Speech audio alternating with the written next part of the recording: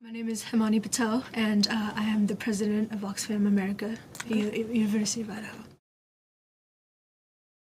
Oxfam is a nonprofit charity organization, and they are international, but Oxfam America specifically centers around issues in America, but they also fund issues internationally.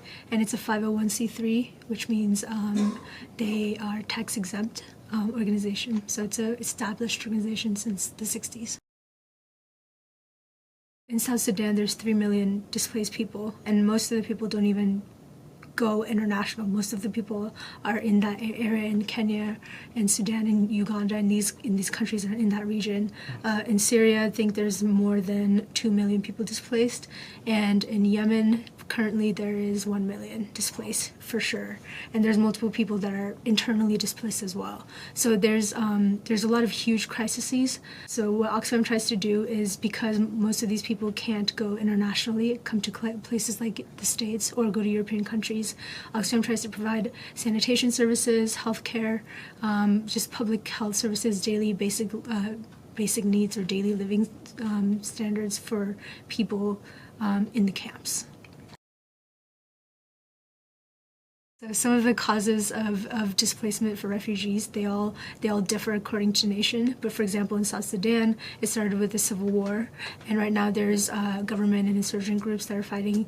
And currently, technically, there's been peace established by the UN for a couple of years, but it hasn't been upheld. And then in Yemen, similarly, there's a drought and civil war and internal conflicts that are occurring. Syria, I think, is the one that everyone's most familiar with, and we know that the background there. But most of the countries, it does start off with some sort of political turmoil, and then it's just increased or promulgated by natural disasters. Like Yemen is one of the countries that is most prone to natural disasters, and drought has increased chances of famine.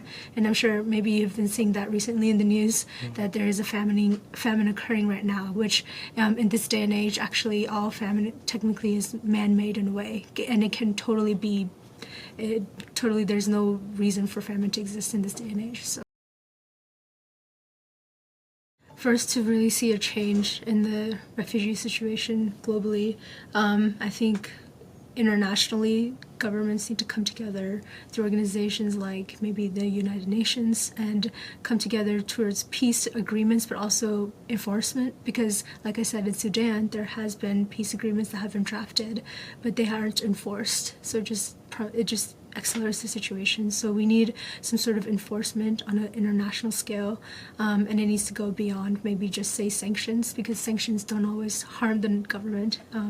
They don't stop the situation. So there needs to be international cooperation, but from a humanitarian perspective, there also needs to be an increase in the way that aid is given and how and who it's given to specifically. We need to target the people that are vulnerable and give the aid specifically to them, instead of trying to go through to national governments is necessary, and it's the global system how it works. But doing that takes aid away from people in a lot of places, because there's just no way to get through a government that doesn't stand for its people. Yeah.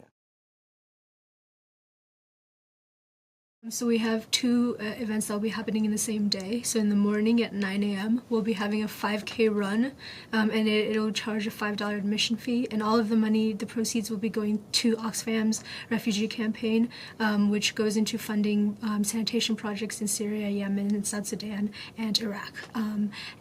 We will also be having a concert that night on April 23rd at 6:30 p.m. in Slice and Biscuit. It's a restaurant downtown, and we'll just have multiple art bands and local musicians playing, and in between each performance we'll have a refugee or immigrant from the local area just come up and give a short poem or share their experience with us, and all of the proceeds from both of these events will be going to Oxfam's refugee campaign.